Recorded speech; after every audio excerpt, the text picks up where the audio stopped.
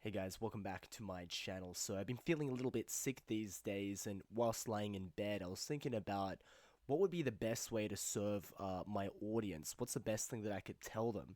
Now, my main focus on my channel is about something called debanking, which is kind of a niche topic. It doesn't actually really apply to that many people. Most people who've gotten into crypto who happen to be watching my channel, I'm guessing this is their first Bitcoin bull cycle, meaning they haven't really been in there for that long. It's unlikely that many of you who are watching my videos have been in crypto for more than like 2, 3 years.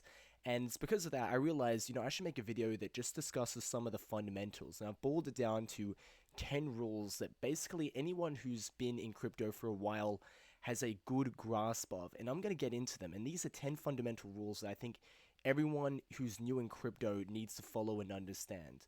So the first rule is never sell your Bitcoin.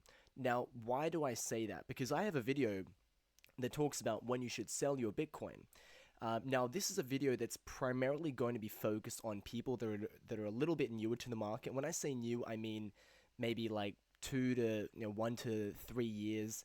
And the reason why is that a lot of people haven't had the experience of being through a full bull cycle, and those that have understand the importance of never selling their Bitcoin, because those that have been through a full bull cycle have the experience of riding the roller coaster, which is the Bitcoin price, to the top of its apex, down to its lowest peak.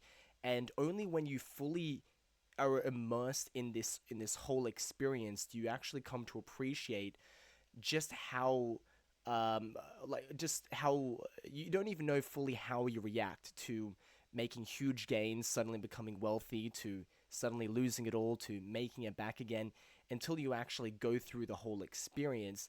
And then once you experience the full cycle, you're going to be much wiser for the next time, because you know how it works. You're not going to be as emotional when the price goes all the way down to the bottom, when it goes all the way down to the top. And the only way you'll actually get experience of its very vital experience in the market is if you don't sell.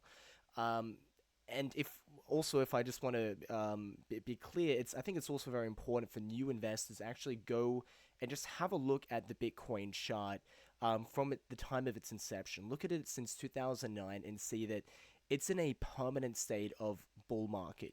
Even though it has its dips, it's the greatest bull run of all time, and it's continuing on if you zoom out. Therefore, it doesn't make sense to sell.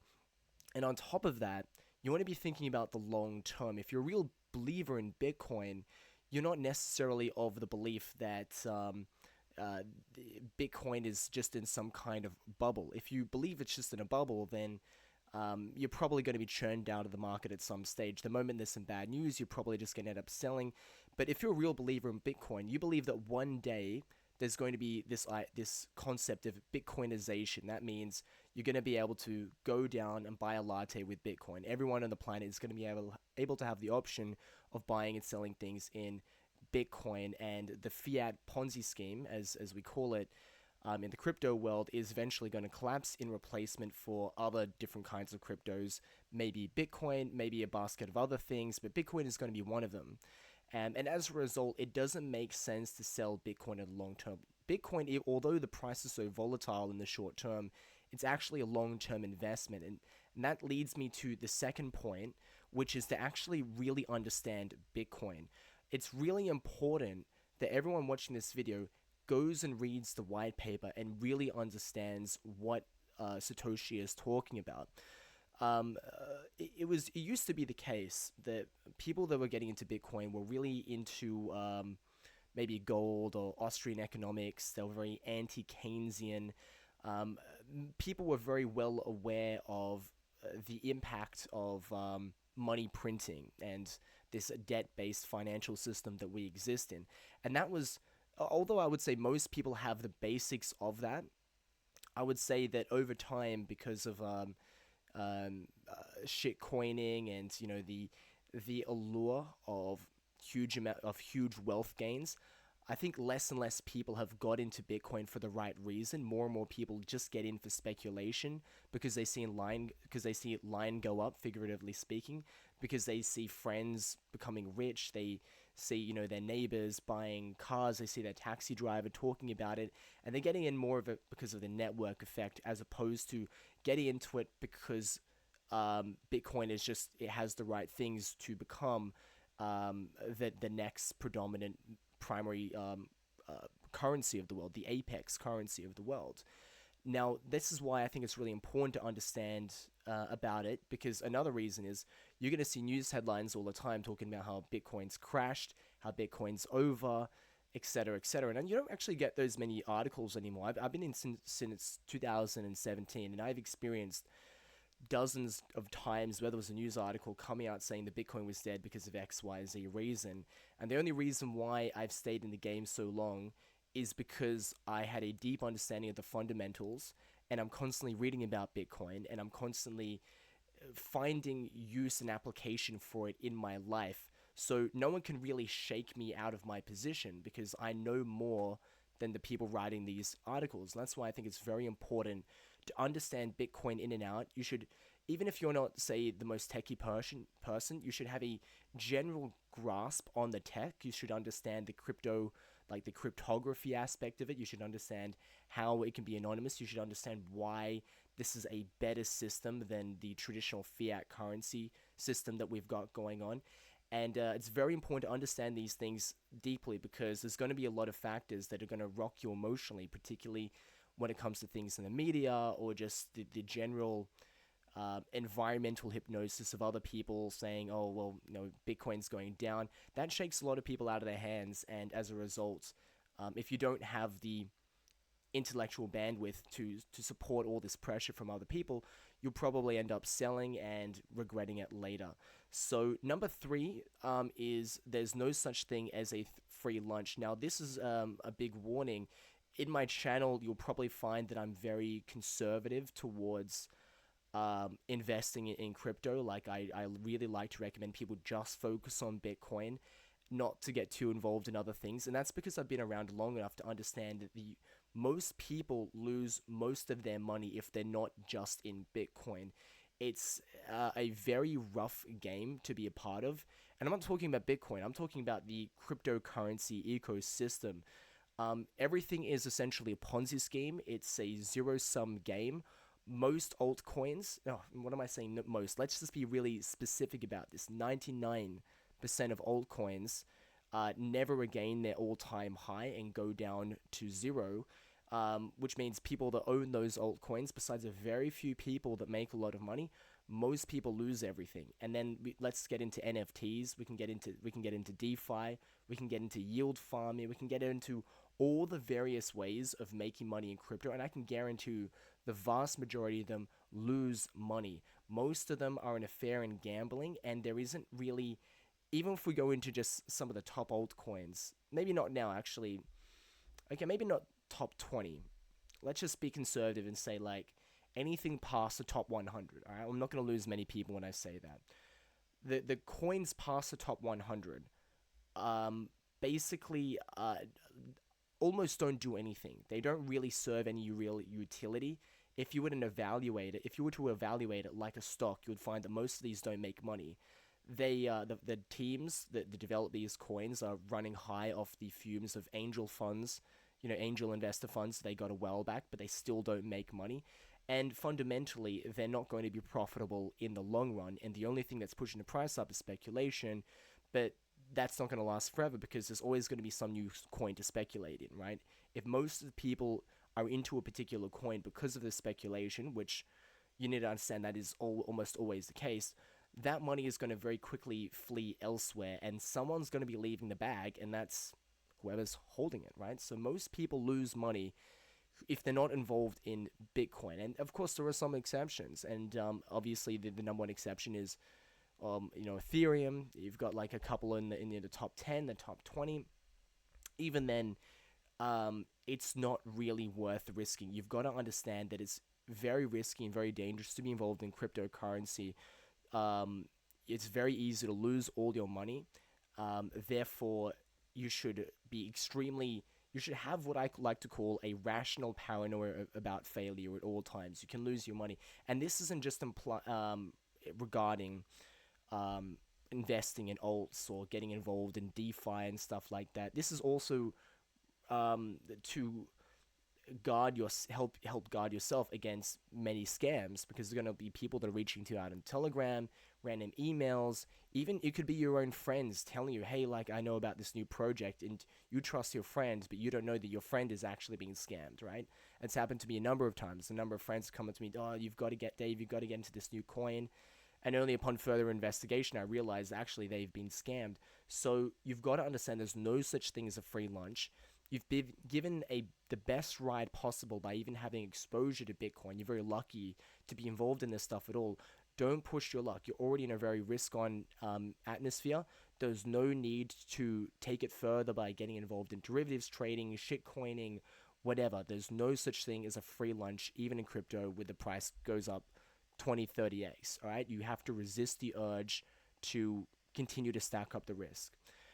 Number 4 is only invest in Bitcoin. Now, this is going to be controversial. I'm going to lose people on this, but I'm going to make a very clear point. I hope you'll hear me out. So first, I'm making this video that's mostly going to be for beginners, and this is people that have been in for less than one cycle. Now, the reason why I say only invest in Bitcoin is related to my last point. Most things don't go up. Most coins, like 99% of coins, never re-reach their all-time high, a previous all-time high, and most don't actually provide any utility. Most don't actually produce any profit, and most are they serve some function within the cryptocurrency ecosystem. But that little niche role can be rug pulled at any moment because there's so many other coins that are trying to do the same thing. Whole paradigms get shifted very easily. Blockchain is evolving so fast, you can't guarantee that one little niche, like if you've got one crypto project serving one little niche, there's no guarantee that that particular niche is even going to exist. Like a year from now, there could be one simple blockchain development on like a layer 1, and then all the dApps on that layer 1 token has to evolve, and you don't know if the coin that you've invested in is no longer worthwhile. And also my only invest in Bitcoin thing is also related to my first rule of never selling Bitcoin. You don't have to be seeking the next big thing, because we're already in the greatest bull run of all time when it comes to Bitcoin. You know, it's been consistently going up since 2009. You don't need to be searching for the next big thing. There are other things that, I mean, look, we can talk a little about ETH, we can talk a bit about Solana, and I'm not saying don't do that, because personally, I do those things, but the reason why I feel comfortable doing those things is because I've been involved in this space for a really long time. Now, for those of you that aren't really familiar in this space, you haven't been around for a long time, I think it's important to really understand the things you're investing before purchasing it, right? So for instance, unless you are a DeFi native, and what does a DeFi native mean? Like, sorry, a Web3 native. Unless you're a Web3 native, aka you're using like dApps like 3-4 times a week, unless you're regularly involved in the space, you're not just reading stuff on crypto Twitter, but like you're actively using it, you're involved in the space.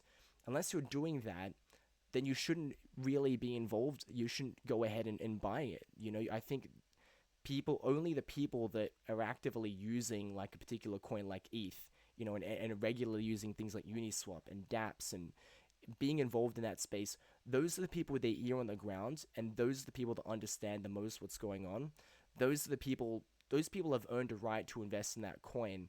And the reason why this is important is because, as I mentioned before, things change rapidly, and you might not always want to be holding that coin. So the people that are who have the most exposure to actually using this technology are the first that are going to know whether or not you know, there's maybe something wrong with Ethereum or Solana, right? They're going to be the first to get out.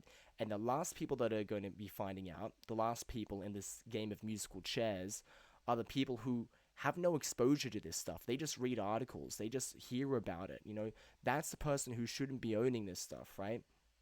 And this is related to understanding the asset you're invested in, relating to my rule of number 2. understanding Bitcoin, but whatever you're investing in, and this is just a good rule in general, like you should really understand it. And I think when it comes to altcoins like Ethereum, Solana, where there's even more risk than Bitcoin, I think you should have even more exposure. I think you should be even more well read. I think you should be actively using the technology on a regular basis in order to be able to actually have the ability to use it. Sorry, to invest in it, right? There's no point in investing in stuff unless you are expert level at the thing you're investing in. And maybe okay, maybe expert is maybe a bit of a hyperbole. I'm not saying you need like 10,000 hours of, you know, like coding on Solidity to have the right to invest in Ethereum. I don't want to go that far, right? But I want to dissuade people from just casually buying things that they don't understand, right? And which is, and again, this is related to the fact that this is a video for people who have been in who've experienced less than one Bitcoin cycle, right? So I think this is very applicable. The next rule, one, two, three, four, five. Rule number 5 is to only use a cold storage wallet. Now, this is extremely important. You have no idea how many people I've encountered online and offline who have told me that they've been hacked or they've lost their money, they've lost access to their centralized exchange, their centralized exchange has been hacked, they lost their money in some kind of like scam on like on the online wallet, like MetaMask or something. They accidentally clicked some like contract, smart contract. They signed it, and then in the details was like, you know, they have to give away all their money or something like that. You have no idea how common this is. It is extremely dangerous to hold your crypto in anything but cold storage. You cannot leave it on an exchange, okay? If you are the kind of person that is leaving your crypto on an exchange, then you need to go back to my rule tool, which is understanding Bitcoin. You need to understand why Bitcoin exists, why it's amazing, and one of it is the fact that it's a decentralized currency in which it allows you to be the custodian of your own funds. When you are relying on a centralized exchange to be the custodian of your funds, and that's essentially what it is, right? You don't own your funds in the same way you don't own the money in your bank. Your bank owns your money, and they're just the custodian of your funds, right? At any stage, theoretically, you could just lose all that money. The bank might just decide to say, hey, like, we're not giving you back your money. In bygone times, there could be a bank robber. They could just come, steal your funds out of the vault, and the bank would say, well, sorry, like, we don't, we didn't have your money, right? And this is the same thing. I mean, in the crypto world, where it's pretty wild west. You could have a hack on that exchange. The exchange loses all their money, and then they've got nothing to give you, right? This happens so frequently. Just type in exchange and hack, just those two words on Google, and then click on the news tab, and you'll see how many crypto hacks, exchange hacks there are. It is unbelievably common, and the longer you're around, the more this will freak you out, because you'll see it every single time. And then that's just hacks. What about the times where the owners of the exchanges themselves are in fact the ones who are malevolent actors? Like, let's talk about FTX. They just misappropriate the funds of their users. Even if we talk, like, there's just so many things that can go wrong. And also, I just want to talk on one third nightmare scenario, and that's in Web3. A lot of people keep their funds on web wallets like MetaMask and Trust Wallet and something like that. They're always going to be, looking around in the Web3 world, going to different websites, and to access those websites, what do you need to do? Well, you need to like hook up your you need to link up your web wallet with that dApp, right? And that involves you signing a contract. So people are just signing contracts with their wallet all the time without even thinking. And to be fair, not everyone is going to really understand exactly what is written in the contract. They just want to connect their wallet. But you have no idea how easily someone can just put in the code, like in the contract. Like, when you sign this contract, you basically are giving all your funds to me, right? And this happens so frequently. People lose their funds. I think right now, I'm guessing the biggest scam/hacks that happen are in Web3 wallets. I've heard so many stories about people that lose all their money. And here's the thing, like, the risk is still going to be high, even if you've connected up with a hardware wallet. But the thing is, um, okay, sorry, no, I minced my words. The risk is basically not there. Sorry, I was going for something else there, but like if you are using like MetaMask, whatever, you've got to connect it up with a hardware wallet. So every time you sign a transaction, you've got to actually put in your you know you've got to do all the stuff you've required to do to like unlock the hardware wallet, right? That'll save you huge amounts of money. Never leave it on exchange. Never leave it on a hot wallet.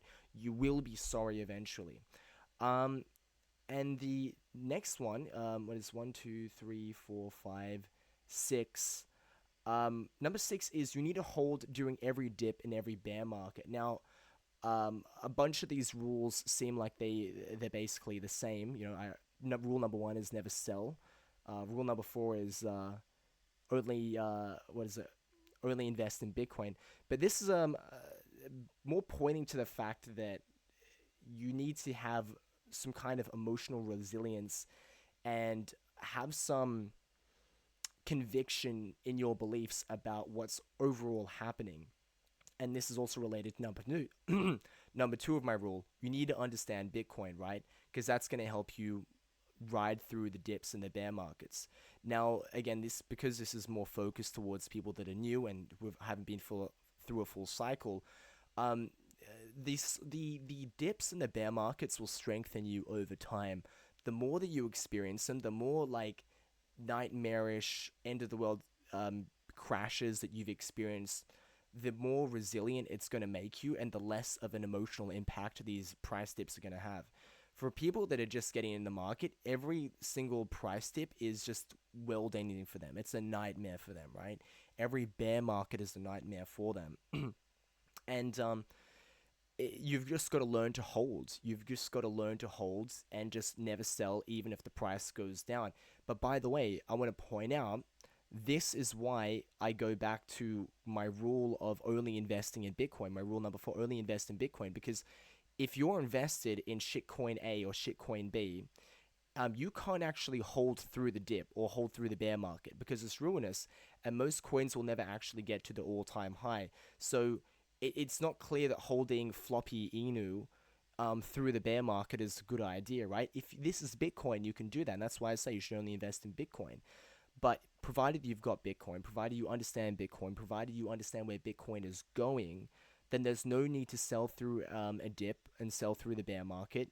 You've got to hold, and you've got to build up that conviction in your beliefs to not sell. Number seven is to never tell anyone how much Bitcoin you have. This is really important.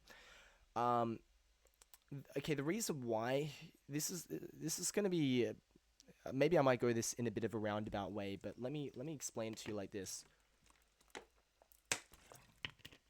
In the crypto world, you're going to go through a number of cycles. You're going to be rich one second, you're going to, well, maybe not be poor next second, but if you base your net worth on how much money you have in crypto, it's going to really influence how you think about yourself, your self-confidence and stuff like that. During a bull cycle, you'll feel on top of the world. You'll feel like, I don't know how much money you have. I don't know if you're a millionaire, you just have hundreds of thousands of dollars or tens of thousands of dollars. You know, it's a real ego stroker. And the opposite's true when the price is, well down. It's really going to hurt your senses. It could hurt your sense of self-esteem, especially when the price is up and then it was down. The worst thing you can do is, especially when you've made a lot of money, just to tell people about it. Do not tell people how much money you've made in crypto, ever.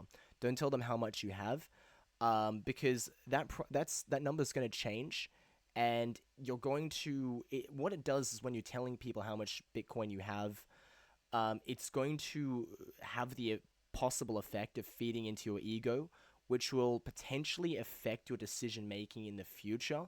And I know that sounds like a little bit like it doesn't seem that realistic, but I think it's something you should just be aware of in terms of managing your own emotions. You don't want to create a cycle where you're seen as the guy that's made it from Bitcoin. If you have made a lot of money in Bitcoin, you shouldn't tell people. The other reason to tell people, and maybe I should have started with this is a little more practical, is that you don't know what's going to happen to you down the line. Like, I think it's insane already when people are posting pictures of themselves in Instagram in like in super yachts and in fast cars and flashing their wealth. I think flashing your wealth in this day and age is one of the dumbest things you can do. I don't understand why someone would want to just promote to others like how wealthy they are. It's a very dangerous thing. I mean, what was the thing that got the Telegram CEO arrested?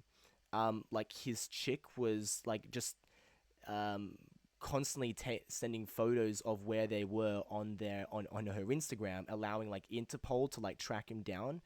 Um, and that's not even that just that. I mean, you could just be, you know, um, posting photos of yourself, and you're going through a bad neighborhood, and some of those people in the bad neighborhood know exactly where you are, and they take you down.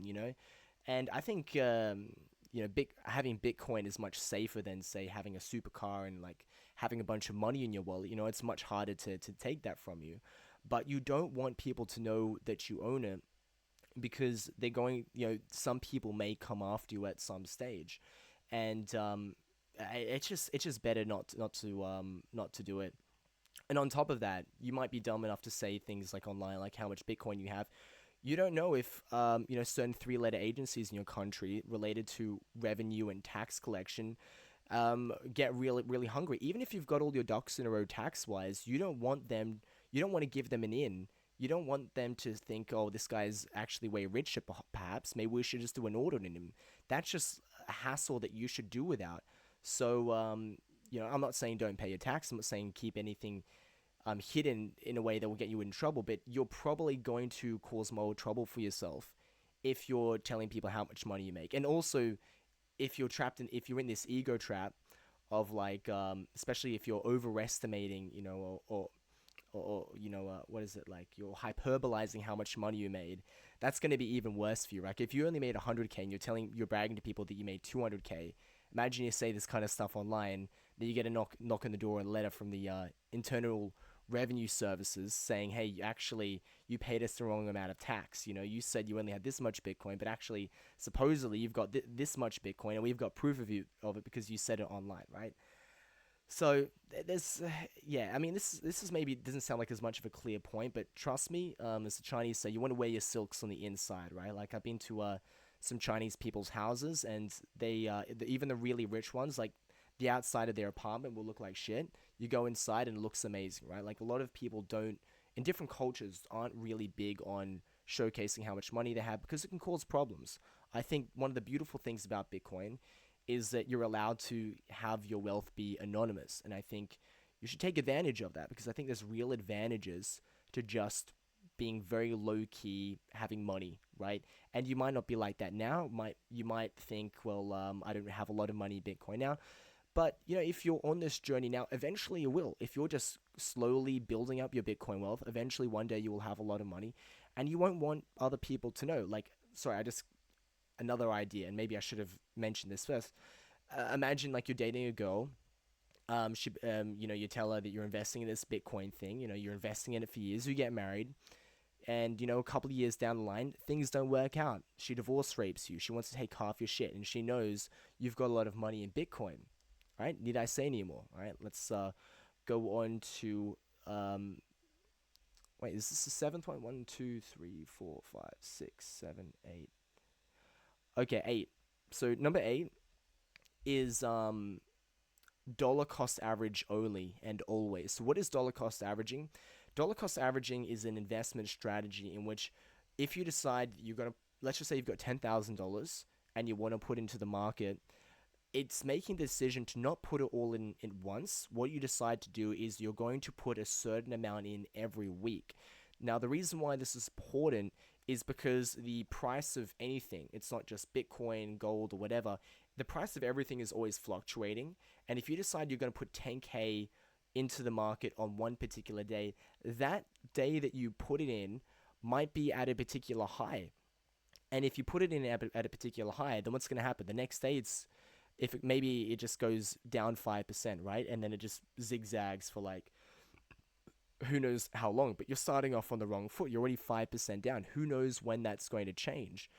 Um, so ideally, if you want to be less exposed to volatility in the long run, what you would want to do is put that money in over time, because maybe you decided to cut that $10,000 up into 30 pieces, right? And you're going to invest each piece every week, right? So that first week you put it in and it drops by 5%. Oh well, it's not a big deal. And then you put it in next week and then it goes up by 1%. Then you put it in the next week and then it goes down by 2%. And then overall, the volatility is evened out, right? If you put it all in at one time, you're going to be exposed in the bad way. And here's the other thing as well, it's going to help you overcome certain psychological traps. So one of them is that, let's just say again, you decide to put 10K into the market. Why did you choose that day in particular to put it in? There's a good chance that you may have decided to put into the market because you opened up the newspaper, you opened up Twitter, and you saw, wow, look, the S&P is doing well today, Bitcoin is doing well today. I should finally cross the Rubicon and just decide to put that money into the market, right? Because you might have been procrastinating for a while because you see the price going up and it's going down. Then you see one day it goes up, and you're like, today's my day. Well, guess what, my friend? Those are the worst days to go in, because if you buy when it's up, then it's I don't know if you've seen those bogged memes like on YouTube. It's like just a bunch of memes where it's like a guy, it's like the Wojak, right? He sees the price goes up, he puts it in, and then there's like this nefarious meme guy. What's he called again? I forget his name. It's been a while, but he's like, "Oh, dump the price," and then the price goes down, and Wojak's all angry. So then he sells when it goes down the bottom, and then the guy's like, "Oh, we have to pump the price back up." And this is a very very common thing. Everyone can relate to these memes because it's very common. The moment you buy in when the price is up, it goes down, and the moment you go down when the moment you sell when the price goes down, it immediately goes up. This is just a very common thing. It's psychological. The best thing to do is buy when it's low, but you can't do that because you can't predict the future. So the best thing to do is to recognize that whenever you want to buy crypto, it's the worst time. If you want to buy crypto on Monday, it means Monday is a bad time. If you want to buy it on Monday, it means the price is definitely going to go down, right? Because no one buys when it's low. No one buys when the price goes down, right? So you should recognize that you can't pick the right bottoms. You can't pick the tops. Therefore, it's best to have a very even-keeled approach and to just buy over a period of time. And that's going to help you avoid trying to do things that you can't actually control. And what you can't control is be able to pick the tops and bottoms. So as a result, I think it's very important that you learn to DCA as a strategy, and that just means like, I mean, it's ideal if you've got, I don't know, like some kind of income or something, and you decide, I'm just gonna put in 30% of my income every week or every month into Bitcoin, and I'm not gonna do it all in one go, and I'm just gonna have this as a habit. I'm just gonna do this every month until till whenever, and that is the best strategy as opposed to saving up a bunch of money and then just dumping it right in. Um, and now we're going to go into the last rule. The rule number 10 is ignore the news. So ignore the news means that, okay, here's my saying, right? Um, all news follows price action. When the price goes down, there's going to be a news story that like will come in to explain why the price went down, or we'll talk about how this thing in Argentina suddenly happened, and how this political thing in the US happened, and suddenly there was this war with oil. It's related to unemployment. And then vice versa, when the price goes up, oh, it's because Elon tweeted about this, or because of this thing or that thing, right? And it's a bit of a chicken and egg thing. Like, what came first, the price or the news? And my belief is that the news follows price action. Now, and you might say, well, that's not always the case, but fundamentally, on a macro level, what's really moving the price is supply and demand, and not necessarily for Bitcoin, but specifically like the 4-year halvening cycles. Like, this is the most important thing to understand. Like, every 4 years, there's a halvening event, which means there's half as much Bitcoin mined like every couple of minutes. And as a result, there's less supply. So even if demand was completely the same, even if there was no new Bitcoin users, which is not true, there's always going to be more Bitcoin users. But even if it was exactly the same, we're essentially in a deflationary environment in crypto, while the rest of the world is inherently inflationary because there's always money printing, there's always new money going into circulation, not just in America, but every country in the world. So the fundamentals for the price going up is just, it's already baked into the game. Everything else doesn't matter. It doesn't matter what Elon Musk tweets. It doesn't matter what's going on with politics in America. It doesn't matter if there's a war. Ultimately, the supply and demand dynamics is all that really ever matters. Um, and whilst there will be like little micro blips and whatever, there was this news, there was that news, it ultimately reverts back to the mean at some stage. If there was some kind of crazy move, like some crazy news that happened, um, that news will be forgotten about in 2 seconds. And the longer you're in this stuff, the more news cycles will pass, and the more that will basically be forgotten about. None of these things will matter at all, and they're all going to be there in some way to explain the macro trend of Bitcoin moving up and down, and therefore, um, you really want to ignore the news, because the news will be tricking you at every step of the way to be following a trend. They want to get you into the trend. You want to try and escape from the trends that are happening, right? You want to form your own trend, which is you're just walking in a particular direction and nothing can stop you. Whereas the news, they're distractions, right? And you really want to get away from the herd mentality, right? The most important thing is just holding your Bitcoin, never selling your Bitcoin, and trusting that all the news that comes out about Bitcoin, whether it's good or bad, is ultimately irrelevant to the reason as to why it's going up on a year by year basis. So that's really it. Those are my 10 rules. Those are the 10 fundamental rules for all newbies that want to get into Bitcoin. If you like this video, make sure to subscribe. I give a lot of videos. Make a lot of videos every day about debanking. That's the idea of using crypto to reduce your reliance on centralized financial systems. And one of the big ways that I do that is using something called peer-to-peer cryptocurrency exchanges, which allows you to buy and sell crypto without KYC, which to me is a big part of debanking. And it also allows you to buy and sell crypto using a number of different payment methods which aren't afforded on normal centralized exchanges. So on a centralized exchange, you've only really got bank transfer, right? But on a peer-to-peer cryptocurrency exchange, you can use Wise, Revolut, PayPal, Golds, like whatever your imagination can come up with. There's like hundreds of different payment methods on these exchanges. They don't require any KYC. I think they're great. So if you're interested in that, you can use my referral link in the description down below, and I'll see you next time. Thanks a lot for watching.